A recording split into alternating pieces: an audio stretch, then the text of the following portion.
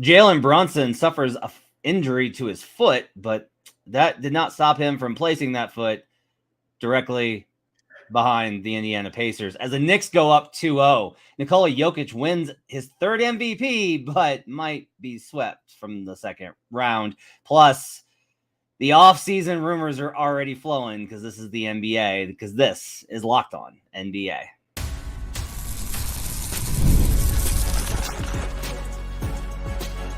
You are Locked On NBA, your daily NBA podcast.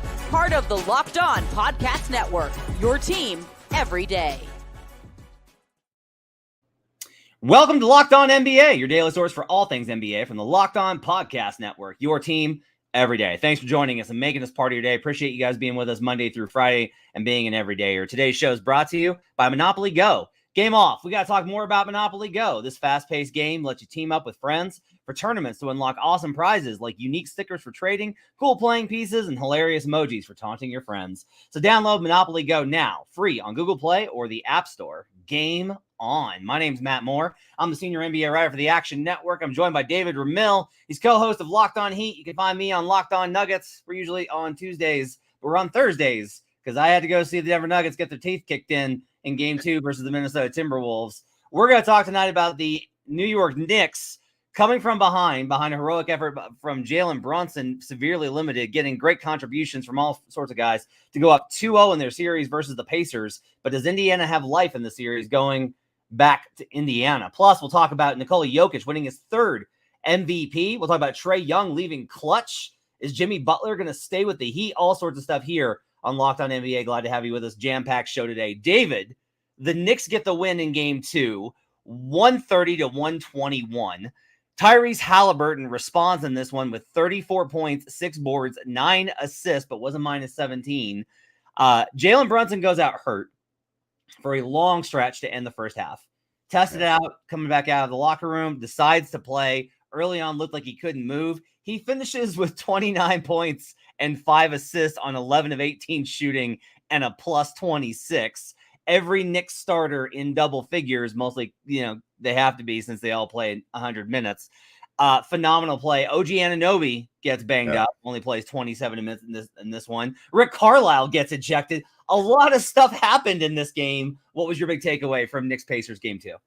I just love the energy. Like the Knicks seem to thrive on chaos magic. It's just unbelievable how the energy just gets caught up in it. And like the Pacers, early on, it looked like Pacers, obviously they were dominating double-digit lead, controlling the pace, playing their style of basketball, moving up and down. The Knicks trying to play alongside and failing miserably despite OG having a tremendous first quarter and then having a really consistently good game all throughout.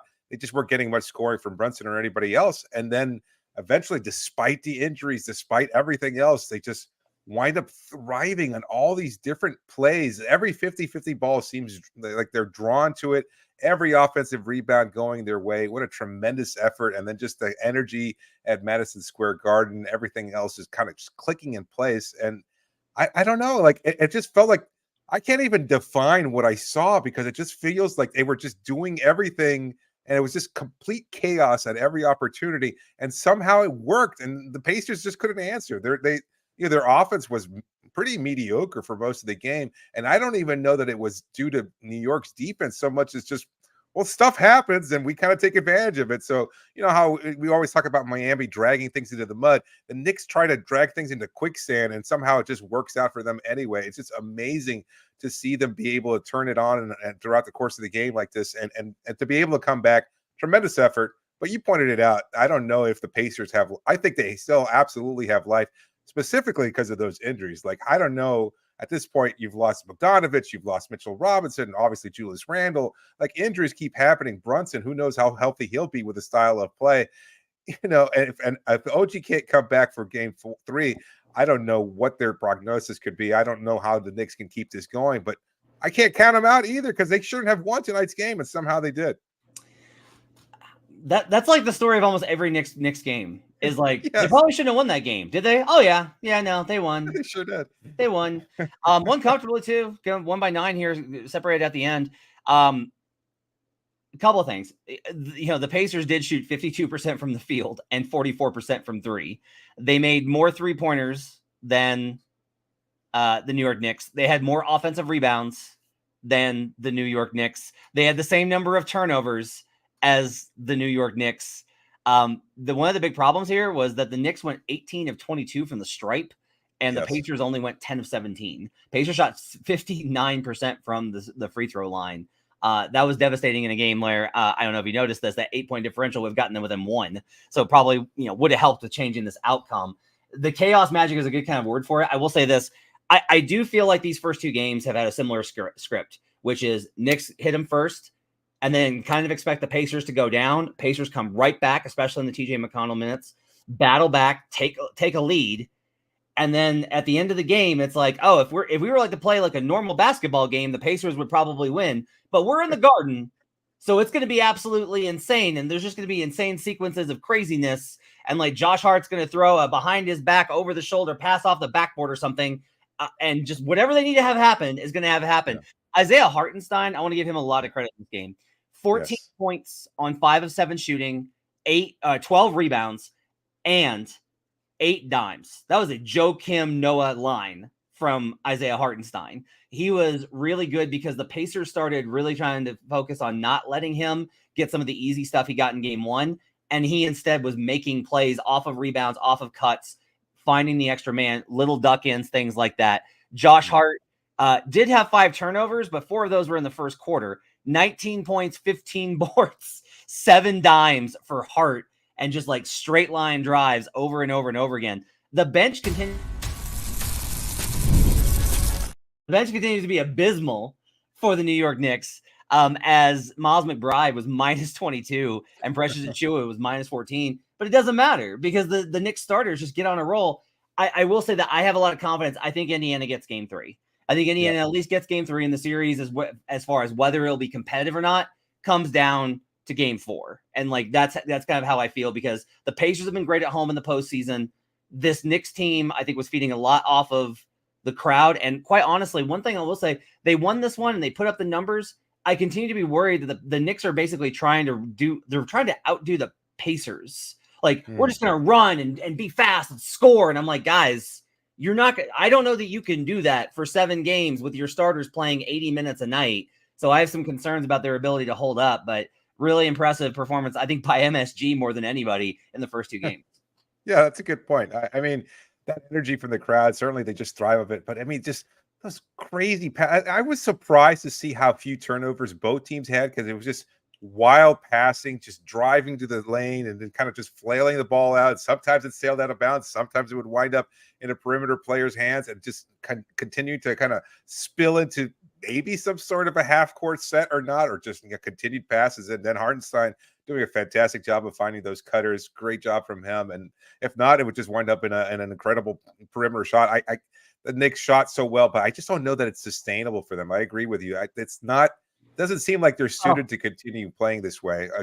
That said, it's like, I don't know if they can continue shooting this well. Well, it is the Pacers, so maybe they can. Just because, like, I almost said this, like, I don't even know how much of this is, like, I find Indiana giving effort defensively. They're a step behind on everything because they're not, like, well executed. And so much of it just because, like, they're out of position because everybody's running so fast.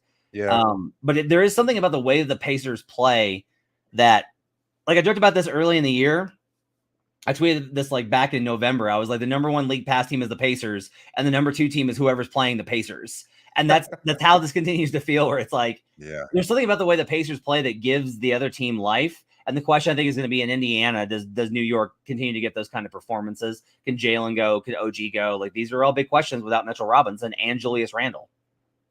I don't think it falls on him necessarily because obviously all the guards' wings don't really do a good job on the perimeter, but Miles Turner just continues to look out of place so much defensively. He's not really providing much rim protection, can't be out in the perimeter either. He's just not that kind of a switchable defender. He just looks lost. If there's one player in particular that looked a step too slow, to me, it was Turner, but I guess he's just trying to compensate because, again, you have these initial blow-bys. Halliburton let somebody go. Nembhard let somebody go by. And next thing you know, Turner's kind of tried to cover so much ground.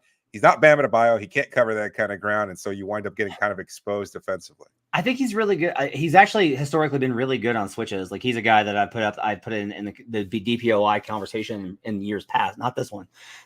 But, like, one of the problems is they don't have good communication. And I don't know, like, I do honestly wonder, like, what's going on that Carlisle can't get them on the same page, where there's a lot of sequences where you can tell Turner's like, I thought we were switching. And the other guy's like, why would you think that? And he's like, because that's the game plan. And I've been doing this for 10 years. Lots of problems there. But yeah, Turner also struggled from the field tonight.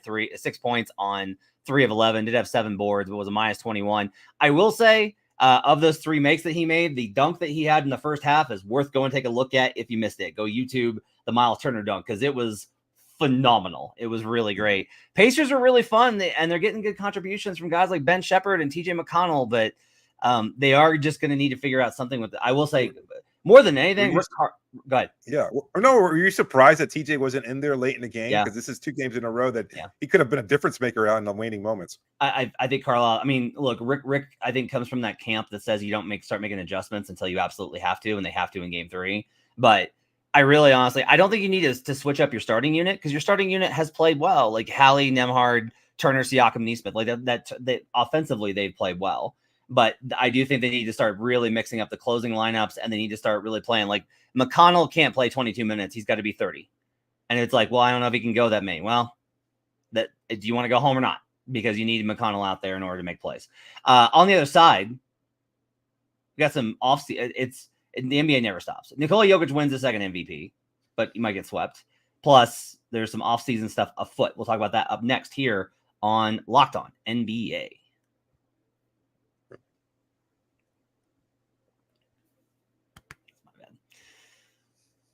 I want to tell you about Yahoo Finance. That's today's sponsor. When it comes to your financial future, you think you've done it all. You've saved, you've researched, you've invested all that you can. Now you need to take those investments to the next level by using what every financial great uses, and that's Yahoo Finance. For more than 25 years, Yahoo Finance has been the brand behind every great investor. Whether you're a seasoned investor or looking for that extra guidance, Yahoo Finance gives you all the tools and data you need in one place. They're the #1 finance destination, producing a holistic look at the financial news cycle, including breaking news, original editorial perspectives, analyst ratings, independent research, customizable charts, and so much more. Securely link your brokerage accounts for a unified view of your wealth, including 401k and other investments. A comprehensive perspective is what sets great investors apart. And it's how Yahoo Finance ensures you have the insight to look at your wealth in its entirety. With a community of over 90 million users each month, their real strength is helping you on your way to financial success. For comprehensive financial news and analysis, visit the brand behind every great investor, yahoofinance.com, the #1 financial destination. Yahoofinance.com. That's yahoofinance.com. We'll be right back on Locked On NBA.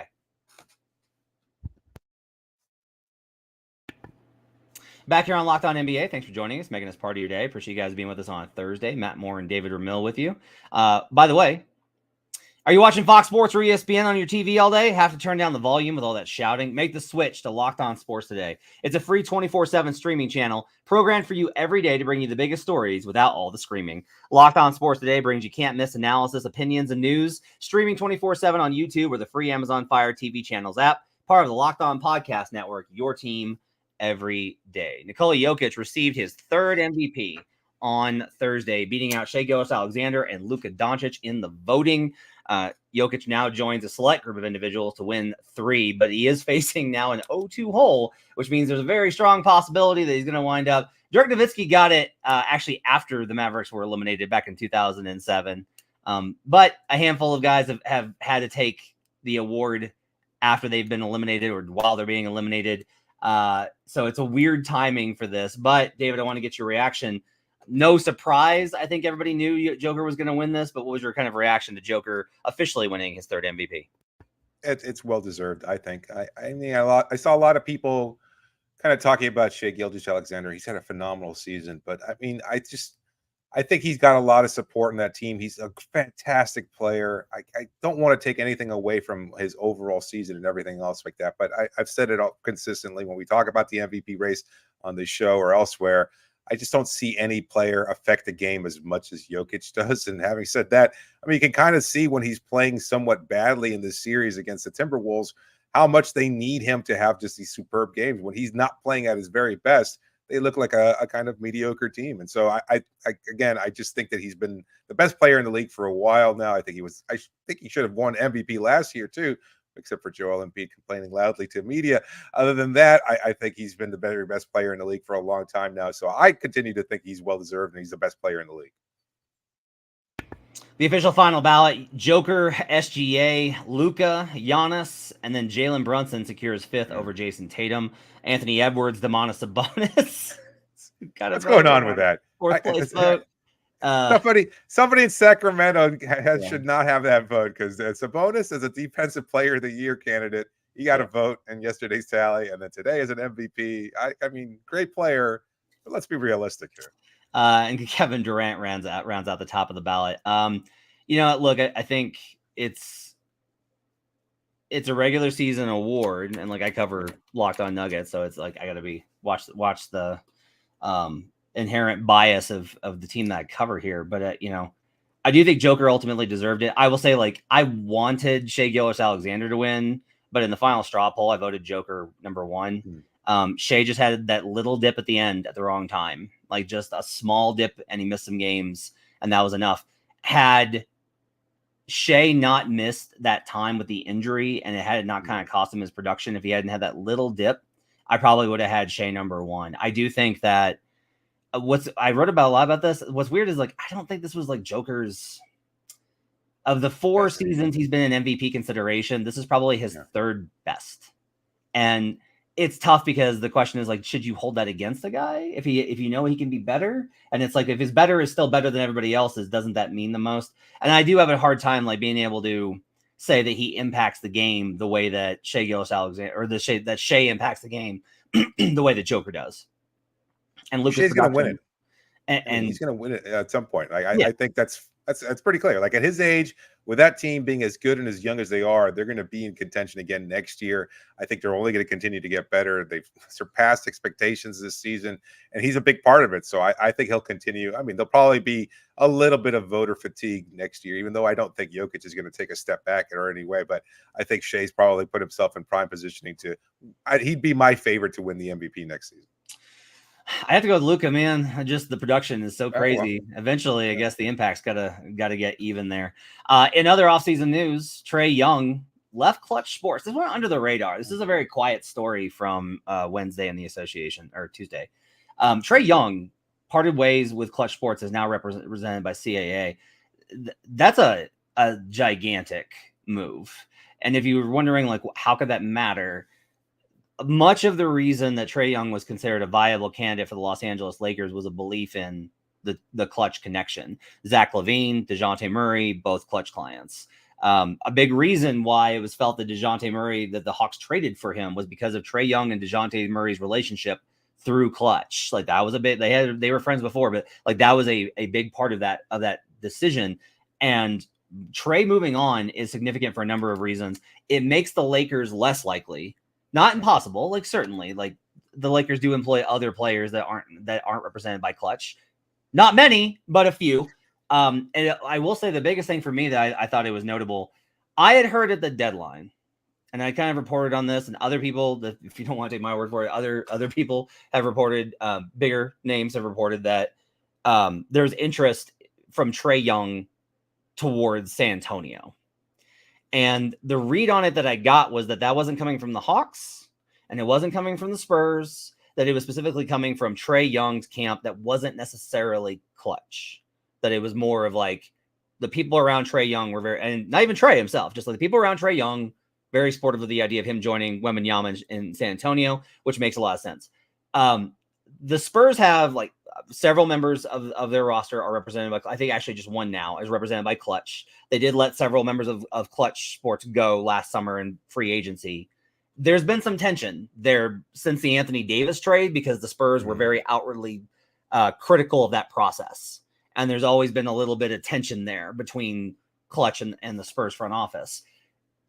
And so, like, this move makes that, to me, seem like a little more possible. That doesn't mean that, like, Trae Young's definitely going to San Antonio, but these are the kind of things that I think about when I see these things. If you join CAA, the immediate idea is like, oh, he's going to the Knicks, but that's not going to happen with Jalen Brunson. But I do think it's kind of interesting that this probably makes the Lakers less likely, and the Spurs maybe just like a little bit more likely as a possible landing spot for Trae Young this summer, as well as maybe just a change in how the Hawks are going to be run.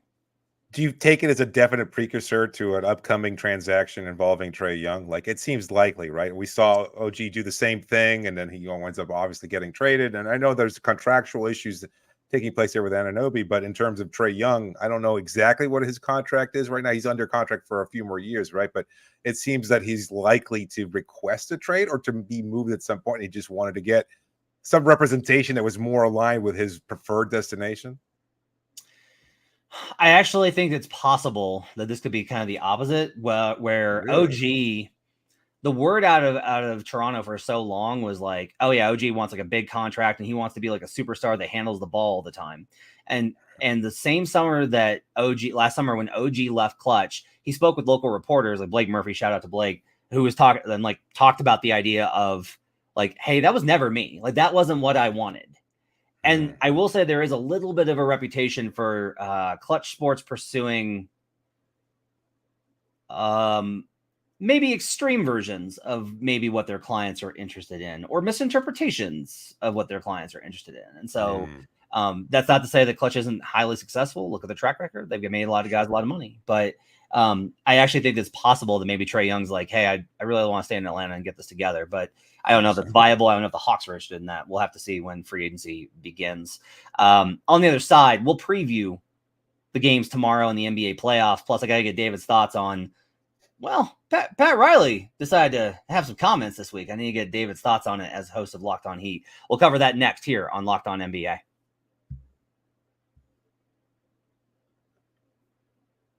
All right, game off. We got to pause. We got to talk more about Monopoly Go. I know. Flag on the play. You already talked about that. But there's just so much good stuff in this game. It's in Monopoly Go. You can team up with your friends for time tournaments where you work together to build up each other's boards. The more you win together, the more awesome prizes you unlock. And there's so much to get, like unique stickers that you can trade with your friends to complete albums for big prizes, cool new playing pieces to travel the boards with, hilarious emojis for taunting your friends when you smash their buildings or heist their vaults. Plus, Monopoly Go feels new and exciting every day with constantly changing tournaments and challenges. A ton include their own mini games like digging for treasure or a robot pachinko machine. And there's always new timed events to help you win big, like massive multipliers for everything you win or rent frenzies. There's always something fun to discover in Monopoly Go, so get off the bench and go download it now free on Google Play or the App Store. Game on. We'll be right back on Locked On NBA.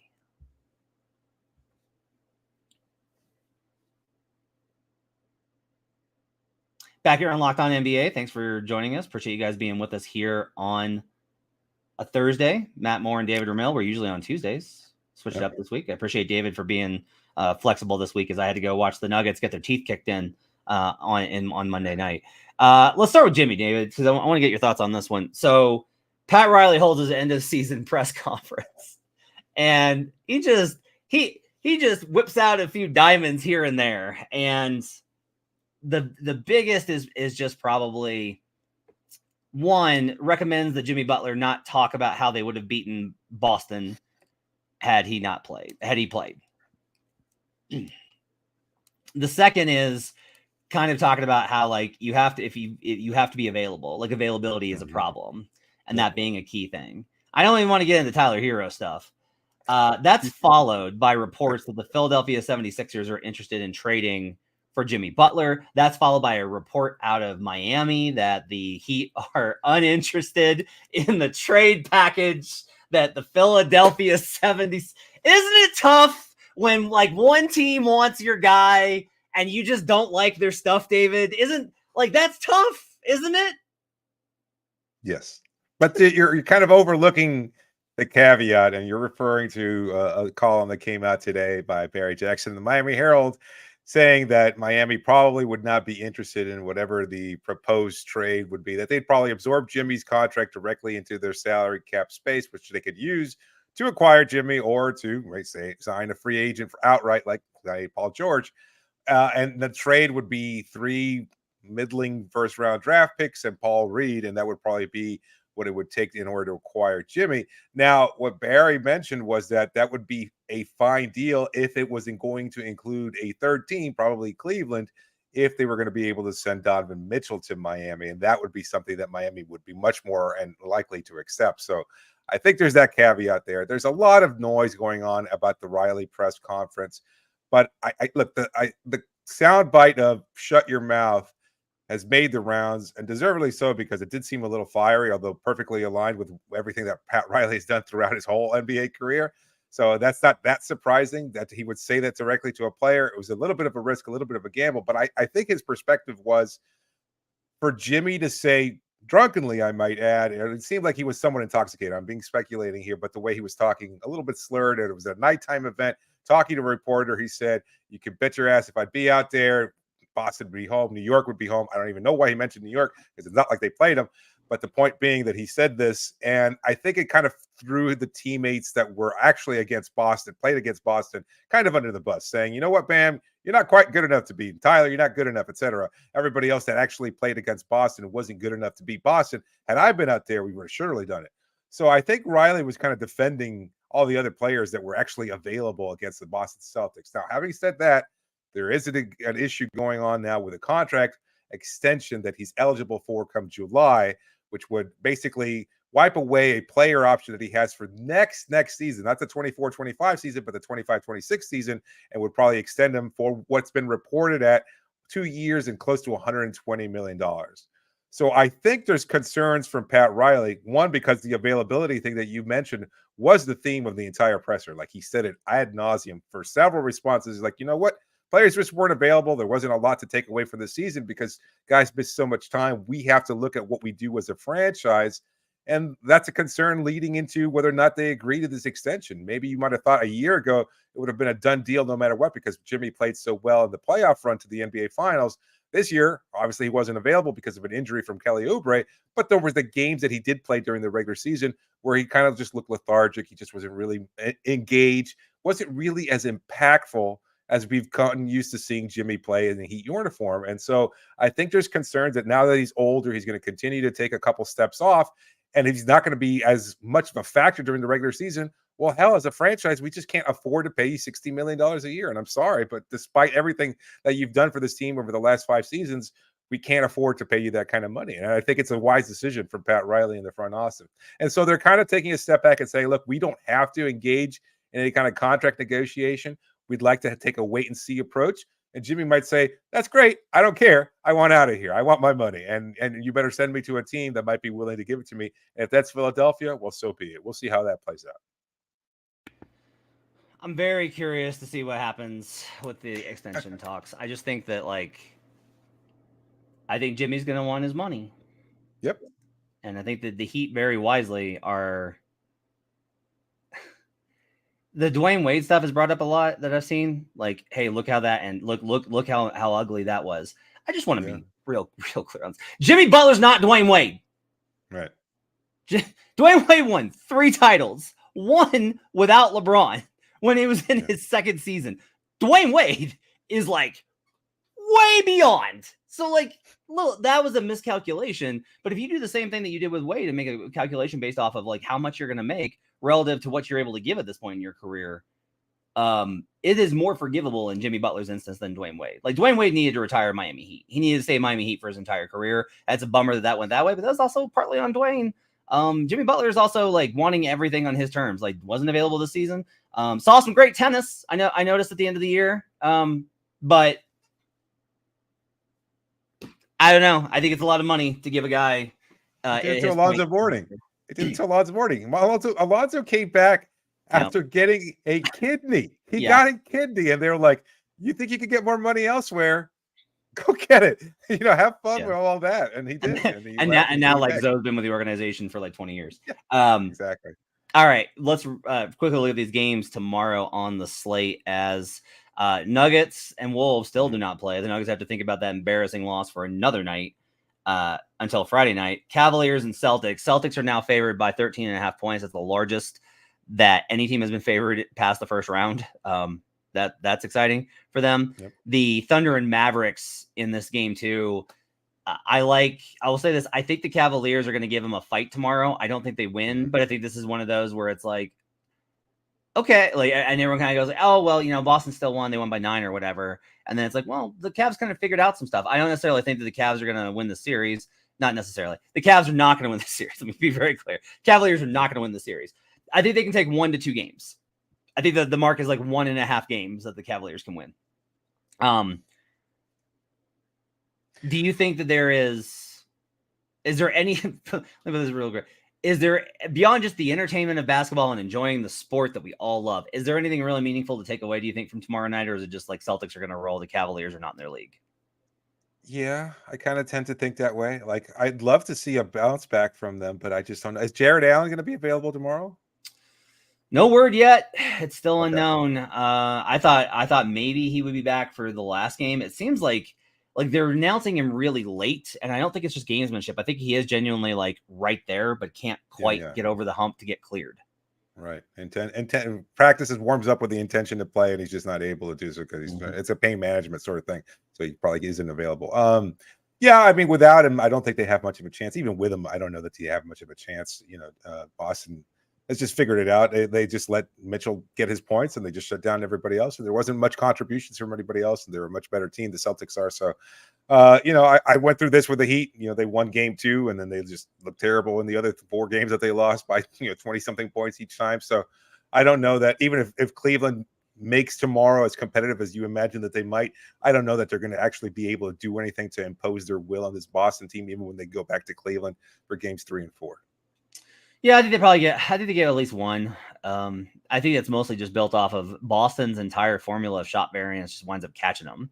I mean, they lost to the Heat without Jimmy Butler. I've actually used that as that's how you should evaluate the series. And it's a close call. Is this Cavs team better or worse than the Heat without Jimmy Butler and with Duncan Robinson on one leg? There's legit arguments for either side, which is really sad and kind of tells you about. And it's weird because the Cavs had real moments this season. Oh yeah, where they were cooking and they just kind of lost it somewhere. And it's a bummer to see because that they had a real opportunity in that first round series. If they could have taken game 3 or game 4 from Orlando, particularly game 4, which was close and the Cavs had a lead and then just got blown out at the end. They could have gotten some rest and they could have gotten into maybe a little bit better of a situation and it wouldn't be such an uphill battle. But I don't know. It's impressive to me that the Celtics are just destroying teams even without Porzingis. That has to be considered impressive. They're missing, we're talking about all these injuries. Luka Doncic is hurt, but he's still playing. Jamal Murray's hurt, but he's still playing. And the Celtics are without their starting center and are still just whooping teams. So good on them. In the late game, the Thunder face off versus the Mavericks. Luka Doncic can't hit a 3 to save his soul. If Luka just starts hitting threes, this is going to be a pretty close and tight game. I imagine this one's going to be close. I still think OKC takes this game just based off of the fact that I think at home their shooting advantage is going to be too significant. And Dallas is had a really hard time with the ball movement that the Thunder provide, because the Thunder, this is one of the great things about OKC when you watch them. There's nobody on their team that plays that can't dribble. That's a simple thing. But there's a lot of guys in the NBA that if they catch it, they have to either shoot or they have to pass it again. Maybe they can make a straight line drive if nobody's there. All of their guys can cut, move, dribble, pass, catch, pass again, shoot, touch, all of it. Jalen Williams, the other Jalen Williams, Jaylin, Arkansas J-Dub was really good in game 1. I think that the Mavericks will probably get the shooting variance to go their way when they get home, but I do like OKC to go up 2-0 tomorrow night, David. No, I agree. I mean, Coach Kidd's going to get them as prepared as possible for game 2. But having said that, I still like OKC's chances. Yeah. Josh Bowe over a site called Mavs Moneyball, which is really great, did a good post on how the Mavericks never ran any screens for Luka Doncic for Kyrie Irving, and Kyrie didn't screen for Luka Doncic. And if you're well, Luka's hurt, okay, but he's still moving around, so he's still taking contact. So if he can move, he should probably be trying to do something of use here to try and create separation and advantage. And they didn't run any of that. In unrelated news, Jason Kidd just signed a new multi-year extension. All right, it's going to do it for Locked On NBA. We'll see you guys again tomorrow as you got David's partner, Wes Goldberg, and my partner, Adam Mares, from Locked On Heat and Locked On Nuggets, respectively. They'll get you caught up on all those games, plus preview as the Denver Nuggets try and get back in the series versus the Wolves. Thanks for joining us. Appreciate you guys being with us. We'll see you guys again next time on Locked On NBA.